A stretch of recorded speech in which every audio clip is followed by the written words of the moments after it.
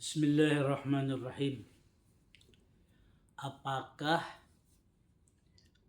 para ahli bid'ah termasuk para ahli maksiat itu masih dapat masuk surga?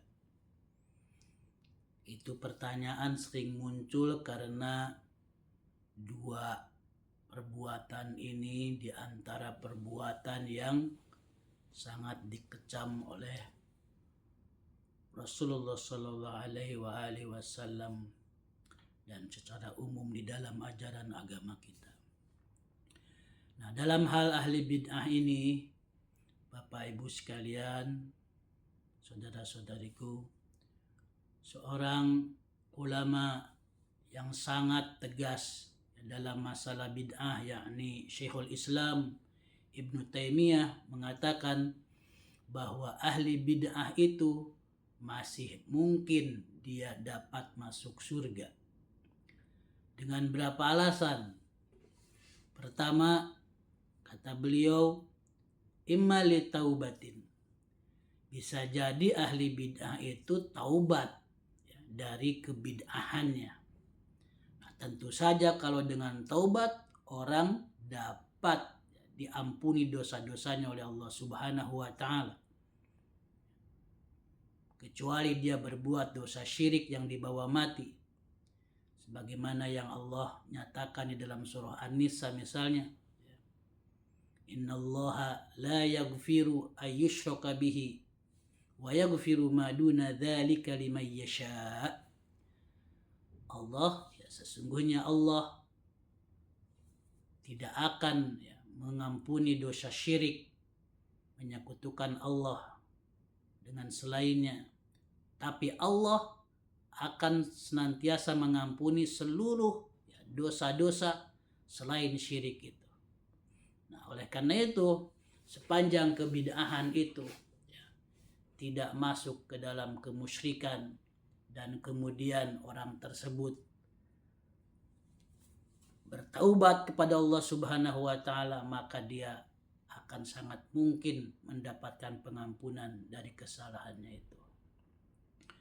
Yang kedua, ahli bid'ah juga masih dapat kesempatan untuk masuk surga jika dia tidak sempat bertaubat.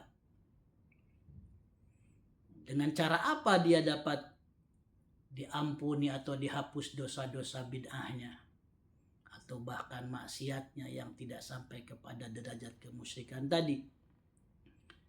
Kata Syekhul Islam, yang kedua, imma li a'malin sholihah. Bisa jadi orang yang berbuat bid'ah itu atau ahli bid'ah itu atau bahkan ahli maksiat, dia punya amal soleh, amalan-amalan yang baik, yang amalan-amalan baik itu dapat menghapus perbuatan-perbuatan jahatnya atau dosa-dosanya.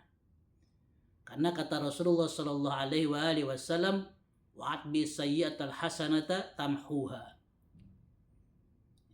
Kalau orang sudah berbuat kesalahan, berbuat dosa, kemudian dia berbuat kebaikan, nah amalan-amalan kebaikan itu atau amal-amal soleh itu mampu menghapus amal-amal buruk, mampu menghapus dosa-dosa yang telah dilakukan sebelumnya. Nah, jadi bisa jadi orang yang ahli bid'ah itu misalnya rajin sedekah. Ahli bid'ah itu senang nolong orang. Ahli bid'ah itu orangnya ramah. Nah, itu bisa jadi amalan-amalan itu dapat menghapus dosa-dosanya, kesalahan-kesalahannya. Nah, oleh karena itu kita rileks saja dalam beragama. Bisa jadi orang punya kekurangan dalam satu hal tapi punya kelebihan dalam hal yang lain. Kurang dalam satu amalan tapi dia masih punya kelebihan dalam amalan yang lain. Nah, amalan-amalan baik itu dapat menghapus amal-amal yang buruk. Nah, gimana kalau tidak punya amalan yang baik? Kata Syekhul Islam, masih ada kesempatan. Apa tuh? Dia belum sempat bertaubat, amalnya dikit.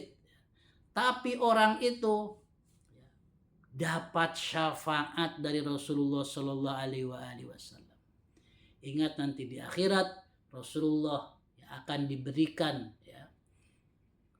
wewenang oleh Allah Ta'ala untuk memberikan syafaatul uzma, syafaat yang besar, yang agung untuk umat-umatnya. Bagi siapa syafaat itu dipersembahkan? Li ahlil kabair min ummati, kata Rasulullah. Syafaat Rasulullah itu terutama diberikan kepada mereka-mereka yang punya dosa-dosa, kesalahan-kesalahan besar selama hidupnya. Karena bisa jadi orang-orang yang berbuat bid'ah, ahli bid'ah, ahli maksiat, dia masih ada dalam hatinya kecintaan kepada Rasulullah Sallallahu Alaihi Wasallam, dan masih ada tauhid di dalam dirinya, maka insya Allah amalan yang sedikit, walaupun sedikit, tauhid yang masih tertanam di dalam hati walaupun mungkin sebesar zarrah, itu akan masih dapat menolongnya, dan mungkin dia dapat kesempatan untuk memperoleh syafaatul uzma dari Rasulullah Sallallahu Alaihi Wasallam. Nah, oleh karena itulah Bapak-bapak, ibu-ibu, saudara-saudariku sekalian, teruslah memberi harapan kepada setiap orang, termasuk juga kepada para ahli bid'ah, para ahli maksiat. Jangan mereka dihakimi dengan kebencian, tapi dekatkan mereka dengan harapan-harapan pengampunan dari Allah Subhanahu wa Ta'ala.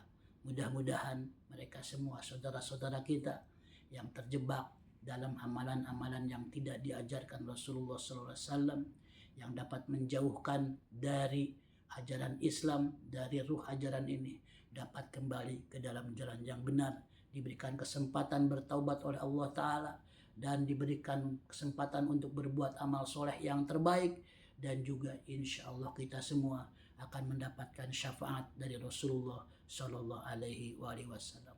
Mari beragama, berislam dengan bergembira dan penuh harap rahmat Allah Subhanahu wa Ta'ala.